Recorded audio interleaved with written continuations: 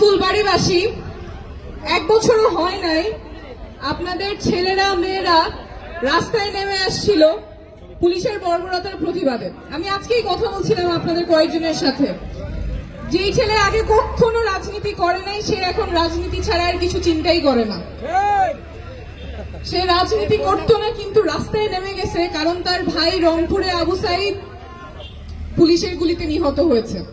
কিন্তু তারপরে সেই পুলিশ আবার বলছে যে না, সেটা পুলিশের গুলিতে মারা যায়নি। সেই ক্ষোভে সেই দুঃখে তারাও রাস্তায় নেমেছে। কিন্তু যেই পুলিশ আমাদের রাষ্ট্রের নাগরিকদের এই ছোট ছোট ছেলে মেয়েদেরকে খুন করেছে, সেই পুলিশের কি সংস্কার হয়েছে এতদিন হয়ে গেল? পুলিশের সংস্কার কত দূর? পুলিশ সংস্কার কমিশন হয়েছে, ঐক্যমত্য কমিশনে সেটা নিয়ে আলোচনা করার কথা। আলোচনা কোথায়?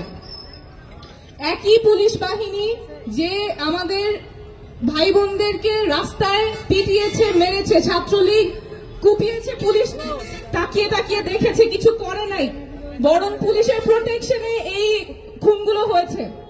সেই পুলিশ আজকের নতুন বাংলাদেশে তো আর সেই পুলিশ থাকতে পারে না। পুলিশের সংস্কার প্রয়োজন। আমাদের রাষ্ট্রের যে প্রতিষ্ঠানগুলো আছে, যেটা হাসিনার গুম খুনকে এনেবল করেছে, সেই প্রতিষ্ঠানগুলোর সংস্কার প্রয়োজন। আমরা তো ওই বাংলাদেশে আবার ফেরত যাব না যেখানে আমাদের অধিকারের জন্য কথা বলতে গেলে আমাদের মুখ বন্ধ করে দেওয়া হয়। আমরা ওই বাংলাদেশে আর ফেরত যাব না যেখানে রাষ্ট্রের সাথে নাগরিকের একটা মালিক এবং প্রজার সম্পর্ক থাকে। সবাই রাষ্ট্রের নাগরিক, রাষ্ট্রের সকল অধিকার পাওয়ার সুযোগ এবং অপরচুনিটি সব নাগরিকের থাকার কথা।